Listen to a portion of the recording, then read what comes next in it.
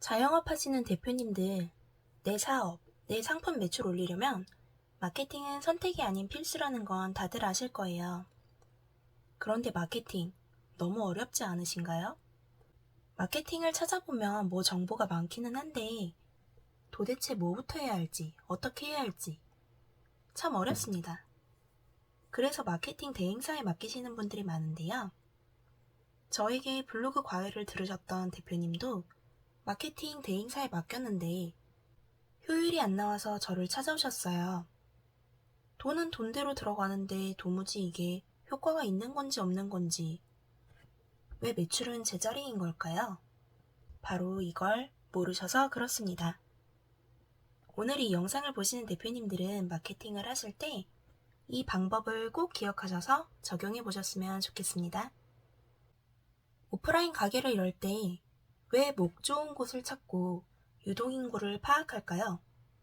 당연히 사람들이 많은 곳에 가게를 열어야 내 가게에 찾아올 확률이 높아지기 때문입니다. 그러면 온라인에서 목 좋은 곳은 어디인가요? 어디가 사람들이 많은 강남, 홍대, 명동, 역세권일까요?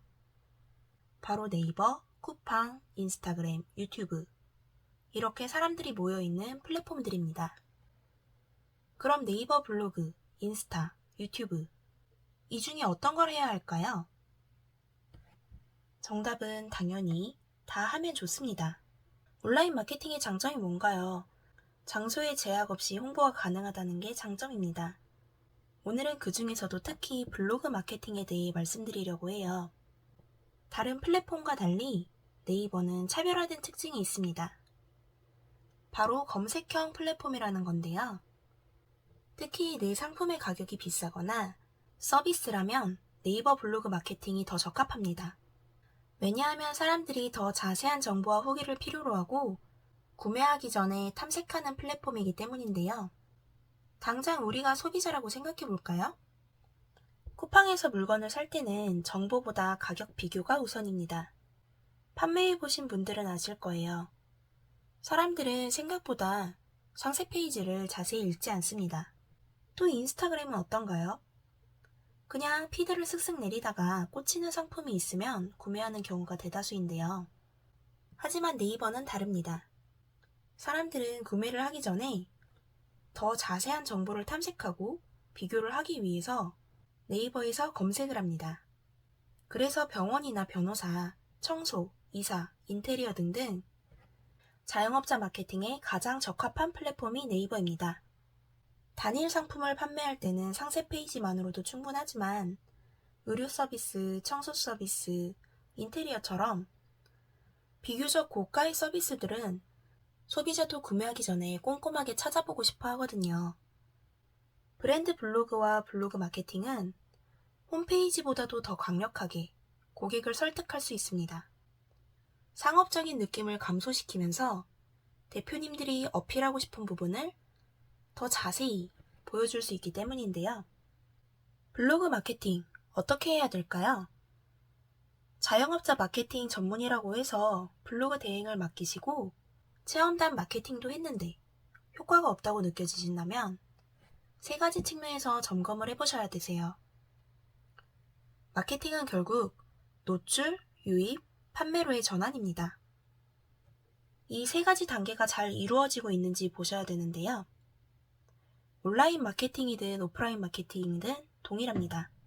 제일 첫 단계인 노출부터 막히면 내 상품이 아무리 좋아도 고객들은 존재를 하는지 그 여부부터 알 수가 없습니다.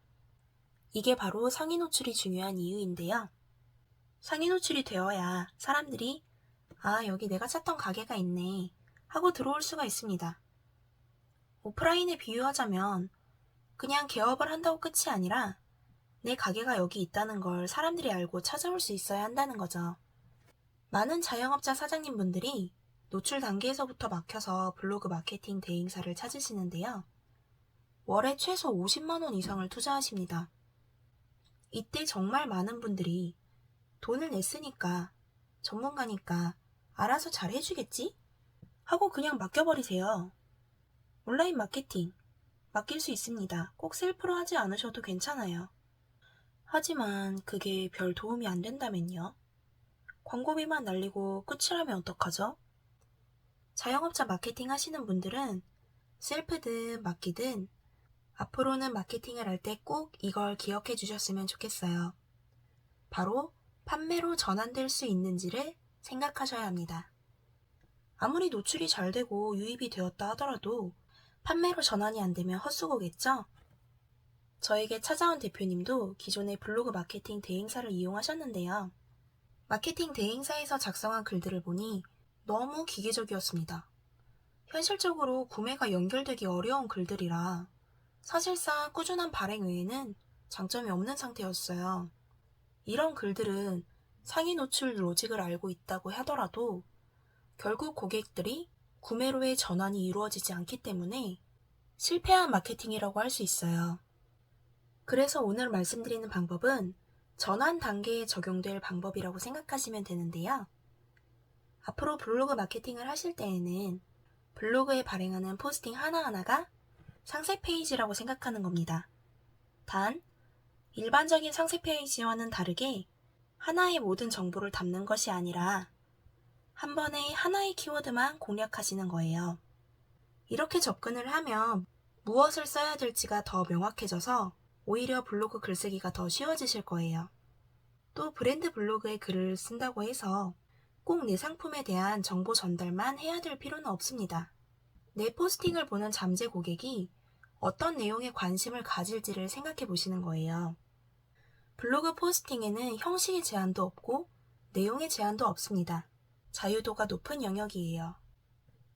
저 역시 판매를 하면서 마케팅 업체에서 광고 연락을 많이 받았어요. 그중 이름을 들어본 업체와 상담을 진행했는데요. 어떤 기준으로 저에게 연락을 주셨는지는 몰라도 제 상품과 전혀 맞지 않는 방법을 추천하셔서 온라인 마케팅 대행사에 함부로 맡기면 안 되겠다는 생각이 들었습니다. 예상 비용도 꽤 만만치 않았거든요. 결국 노출 유입 전환이 잘 되려면 맡길 때 맡기더라도 직접 해보는 시간이 꼭 필요하다는 생각이 들었어요. 내 상품, 내 서비스에 대해 제일 잘하는 사람은 바로 대표님이실 테니까요. 저는 지금까지 꽤 다양한 일에 도전을 해보았는데요.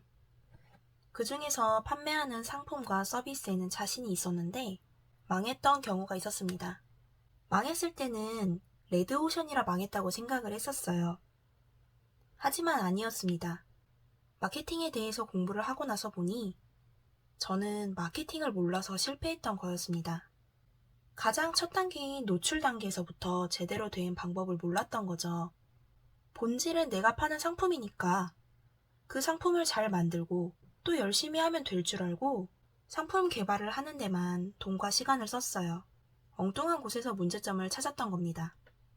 오늘 제 영상을 보신 자영업자 사장님들은 올바른 마케팅 방법으로 돈과 시간을 아끼셨으면 좋겠습니다.